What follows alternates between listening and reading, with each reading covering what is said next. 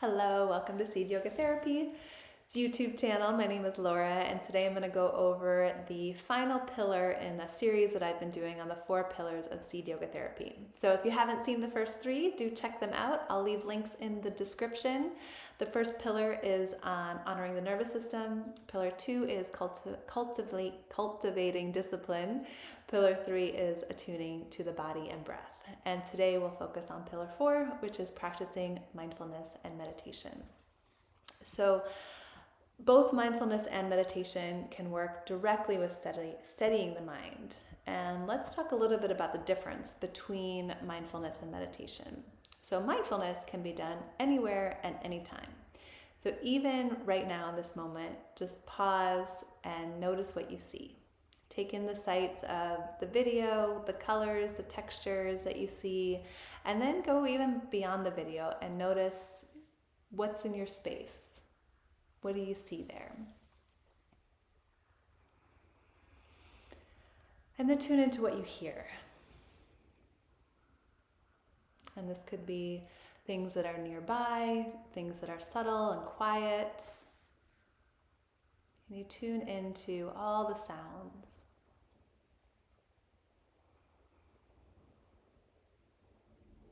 Notice what you feel. If you're sitting on something, notice if it's hard or soft. Can you feel your clothing on your skin?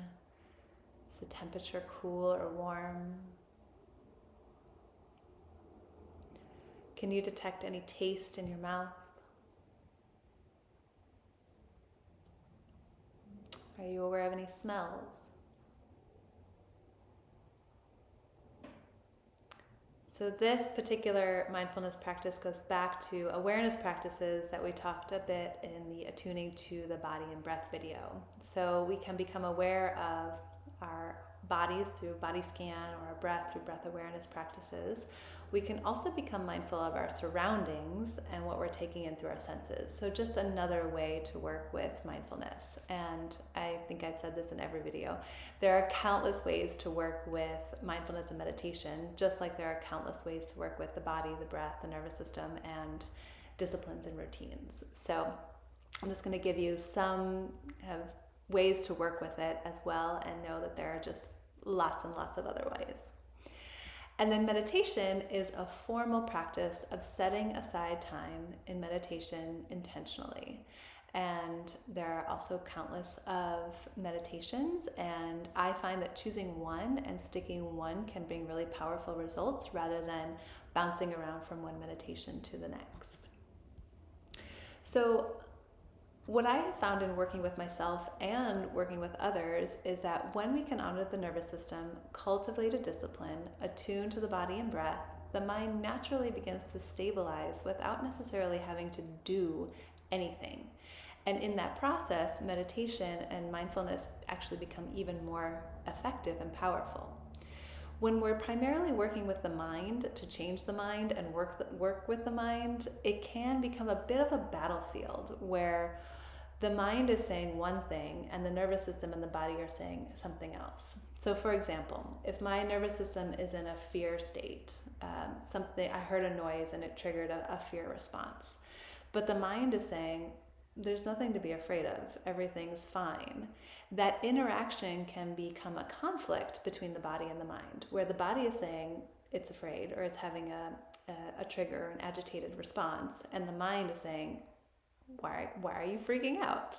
And so when we can honor the nervous system state and say, oh, my nervous system is having a fear response right now, when we can attune to the body and breath and what that fear response, how it's manifesting in the body and the breath, while we're also working to balance our physiology, the body and the nervous system begin to settle on their own because we've honored it and we've attuned to them.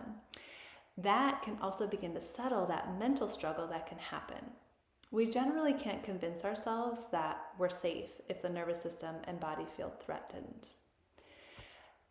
The nervous system and the body will generally always win that battle. So working there first will help not only shift our bodily experiences, but it also can shift our mental and emotional experiences, since they're all connected anyway.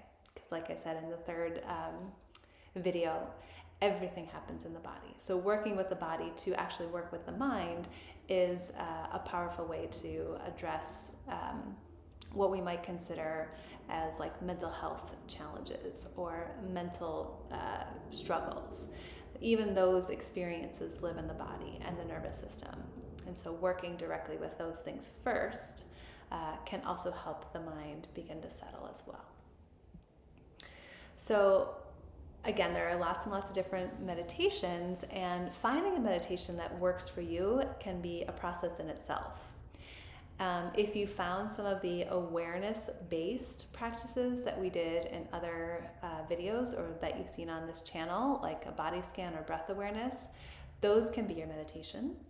Loving kindness is another form of meditation that I really love that can be useful for if you have a judging or critical mind or you want to foster more compassion.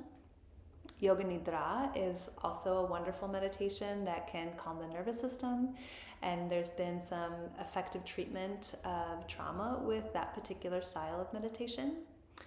Mantra is another really beautiful form of meditation, but what I have learned also from my teacher, Dr. Kavitha Chinnaiyan, is it's advisable to get a mantra directly from a teacher rather than finding one off the internet, because you might not necessarily know the results of that mantra. And so when you get initiated into a mantra from a teacher who knows you, that can be the most effective way to do that particular style of meditation.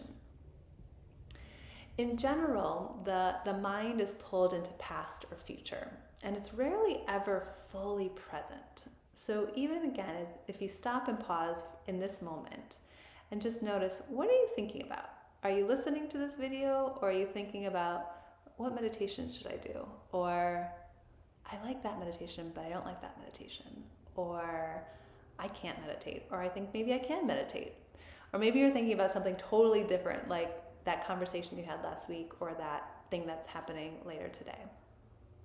So by training the mind to keep coming back to an anchor, and so the meditation is a form of an anchor, whether it's body awareness or it's breath awareness or it's mantra or it's loving kindness phrases.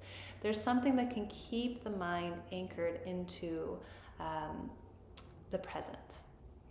And it can help the mind step out of that constant push-pull between past and future and anchor it into what is right now.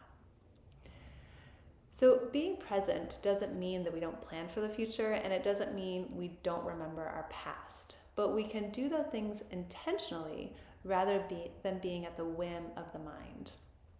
And practicing mindfulness can support us to be more present to our wants, our needs, our nervous system states, our body, our breath, in order to care for ourselves and those we love even better.